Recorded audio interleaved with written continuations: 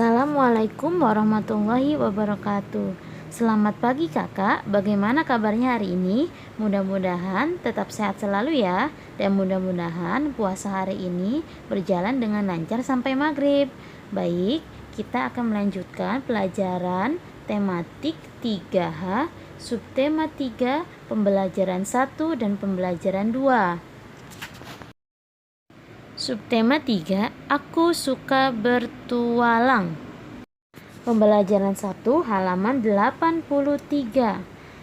Perhatikan teks yang ibu baca.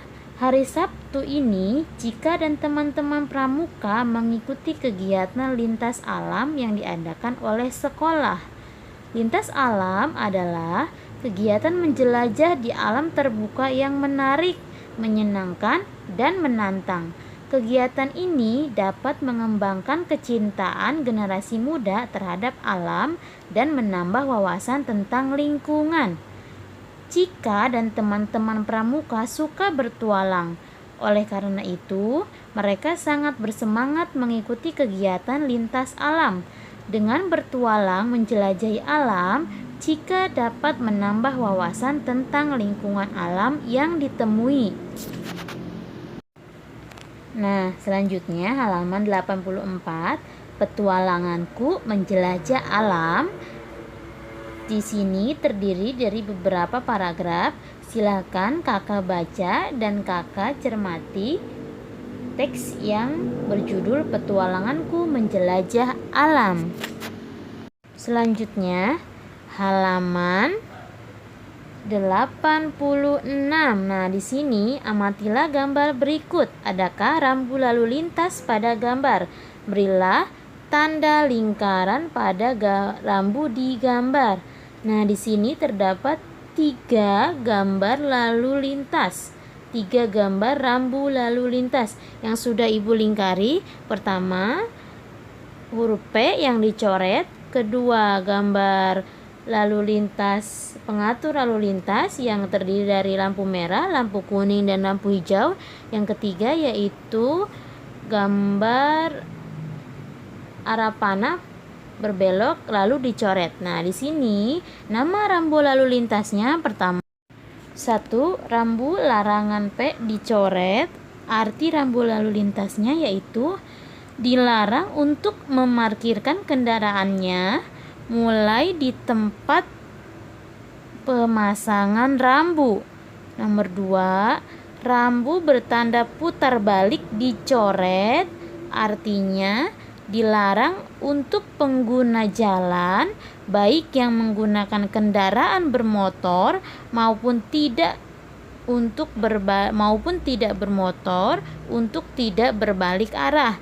Nah, nomor 3, rambu pengatur lalu lintas, yaitu artinya lampu yang mengendalikan arus lalu lintas. Kakak isi di buku paket. Buku paket tidak boleh kosong ya kak. Selanjutnya halaman 87. Ketika perjalanan melewati kota, Cika mendapat pengetahuan baru tentang rambu lalu lintas. Tahukah kamu apakah rambu lalu lintas itu? Rambu lalu lintas adalah bagian dari perlengkapan jalan yang membuat lambang, huruf, angka, kalimat yang digunakan untuk memberikan peringatan, larangan, perintah, dan petunjuk bagi pengguna jalan. Berikut ini adalah penjelasan rambu peringatan dan rambu larangan. 1. Rambu peringatan. Rambu ini berisi peringatan bagi para pengguna jalan bahwa di depan ada kemungkinan bahaya. Rambu peringatan berwarna kuning dengan lambang atau tulisan berwarna hitam. Nah, yang pertama peringatan jalan menanjak terjal. Nah, tandanya itu belah ketupat, kemudian ada mobil dengan posisi sedang menaik ya kak, naik. Nah, yang kedua yaitu gambar peringatan banyak anak-anak. Nah, di sini belah ketupat warna kuning, ada gambar anak-anak. Nah, yang ketiga yaitu belah ketupat peringatan ada persimpangan 4 yang ditandai dengan tanda plus. Nah, kemudian yang kedua rambu larangan. Rambu ini berisi larangan yang tidak boleh dilakukan oleh pengguna jalan. Rambu berwarna putih dengan lambang atau tulisan berwarna merah atau hitam. Nah, P dicoret, kendaraan dilarang parkir. Mobil dicoret, kendaraan roda 4 atau lebih dilarang masuk. Huruf S dicoret, kendaraan dilarang berhenti. Jadi setiap kita ke jalan, coba kakak perhatikan setiap kiri dan kanan jalan itu terdapat beberapa tanda seperti tanda peringatan atau rambu peringatan dan rambu larangan. Selanjutnya halaman 88. Nah, di sini tahukah kamu arti beberapa rambu lalu lintas? Tulislah makna rambu dengan benar. Nomor 1, terdapat gambar mobil dengan tali yang meliuk-liuk dan dengan belah ketupat, yaitu artinya peringatan kondisi jalan yang licin. Nomor 2, gambar mobil dicoret, artinya kendaraan motor roda 4 dilarang masuk, maknanya mobil tidak boleh memasuki area tersebut. Nomor 3, ada gambar hewan rusa. Nah, di sini untuk memperingatkan pengguna jalan agar hati-hati saat melintasi kawasan yang banyak hewan liar dan sering menyeberang jalan. Nomor 4, motor dicoret, sepeda motor dilarang masuk. Maknanya hanya sepeda motor saja yang tidak boleh masuk area tersebut. Nomor 5, lampu pengatur lalu lintas. Maknanya untuk mengatur arus lalu lintas.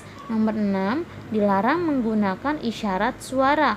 Maknanya ketika di daerah tersebut dilarang membunyikan klakson. Nah, jadi di sini ada peringatan dan juga ada larangan. Ada rambu peringatan, ada rambu larangan. Silakan kakak isi ya kak. Untuk mengerjakan matematika yang ini ibu jelaskan ya kak. Ayo belajar. Ketika menjelajah alam, Cika dan teman-teman pramuka mendapat tugas menemukan dan menghitung bendera pramuka yang ditemui selama penjelajahan. Kelompok Cika berhasil menemukan 6 bendera pramuka selama penjelajahan. Ternyata masing-masing kelompok memiliki hasil berbeda. Berikut ini hasilnya. Nah, di sini jumlahnya, ini namanya diagram batang ya kak. Diagram batang. Kelompok 1 berwarna biru menemukan 6 bendera. Lihat sampai garis angka 6. Kelompok 2 menemukan 7 bendera sampai angka 7. Kelompok 3 menemukan 5 bendera sampai angka 5. Kelompok 4 menemukan 3 bendera sampai angka 4. Kelompok 5 menemukan 4 bendera sampai angka 4. Nah, di sini tugasnya dari diagram batang di atas diketahui sebagai berikut. Kelompok 1 berhasil menemukan 6 bendera pramuka. Kelompok 1, nah dia berhasil menemukan 6. Kelompok 2 berhasil menemukan 7. Kita lihat ya kak, sampai dengan 7. Nah, kelompok 3 berhasil menemukan 5 bendera sampai angka 5. Lihat. Kelompok 4 berhasil menemukan 3 bendera. Nah, lihat sampai 3. Kelompok 5 berhasil menemukan 4 bendera pramuka sampai dengan 4. Nah, jadi cara menghitungnya atau mencarinya itu lihat sampai mana ujung dia berada. Ya, jika berakhir di angka 6, di garis ke-6 maka hasilnya 6. Jika di 7 maka hasilnya 7. Selanjutnya halaman 90 kita isi bersama-sama. Diagram batang berikut memperlihatkan hasil tes bahasa Inggris. Nah, di sini ada beberapa anak, ada Raka, Vino, Rima, Santi, Aldi, Angga, Bona. Nah, diagram batang ini menunjukkan hasil tes bahasa Inggris. Hasil tes tertinggi yaitu angka 80, nilainya 80, dan terendah yaitu 0. Jadi kita isi bersama-sama ya kak. A, berapakah nilai yang didapat Rima? Kita lihat Rima sampai mana garis Rima berakhir, itu di angka 80. Jadi nilai Rima yaitu 80. Yang B, siapakah yang mendapat nilai tertinggi? Lihat diagram batang siapa yang paling tinggi, yaitu rima, berarti isinya yaitu rima. Yang C, siapakah yang mendapat nilai terendah? Kita lihat atau kita cari diagram batang yang paling rendah yaitu Angga. Angga berada di angka 50. Kita tulis Angga. Nah, yang D, siapakah yang mendapat nilai sama? Kita cari yang nilainya sama atau diagram batangnya sama, yaitu Vino dan Santi. Silakan diisi di buku paket. Selanjutnya masih halaman 90, kita kerjakan yang nomor 2. Data berikut memperlihatkan banyak es krim yang terjual dalam satu hari. Nah, di sini ada es krim durian, vanila, stroberi, mangga, melon, dan coklat. Yang A, berapa banyak buah es krim rasa stroberi yang terjual? Kita lihat diagram batangnya. Stroberi yaitu 25 buah. Yang B, berapa banyak buah es krim rasa mangga yang terjual? Kita lihat mangga yaitu 50 buah. Yang C, es krim rasa apakah yang paling banyak terjual? Kita lihat diagram batang yang paling tertinggi yaitu mangga. D, berapa total jumlah es krim yang terjual? Nah, kita jumlahkan. Buah durian yaitu 30, vanila yaitu 35, stroberi yaitu 25, mangga 50, melon yaitu 20, dan coklat 40. 30 ditambah 35 ditambah 25 ditambah 50 ditambah 20 ditambah 40 sama dengan 200. Silahkan kakak isi, tapi kakak harus membacanya juga ya kak, tidak boleh langsung diisi. Harus membaca dulu ya kak. Selanjutnya halaman 91. Dalam salah satu pos di kegiatan lintas alam, Cika dan kelompoknya mendapat tantangan untuk membuat hiasan dekoratif. Nah, di sini ada beberapa gambar dekoratif. Contoh hiasan dekoratif pada gambar hewan, ada gajah dan ada kuda. Gambar di atas merupakan contoh karya dekoratif hewan. Hiasan dekoratif di atas dibuat dari gabungan titik dan garis pada gambar hewan. Hiasan dekoratif dibuat untuk menambah keindahan gambar dengan gabungan hiasan titik dan garis serta pewarnaan. Silakan kakak lihat di sini hiasan berupa titik, di sampingnya hiasan berupa garis. Selanjutnya halaman 93. Nah, ayo mengamati. Ayo mengamati, jawabannya ada di bawah ya kak. Ayo belajar. Jadi sebelum kakak mengisi soal, kakak baca dulu yang bawah. Mari kita baca yang bawah dulu ya kak.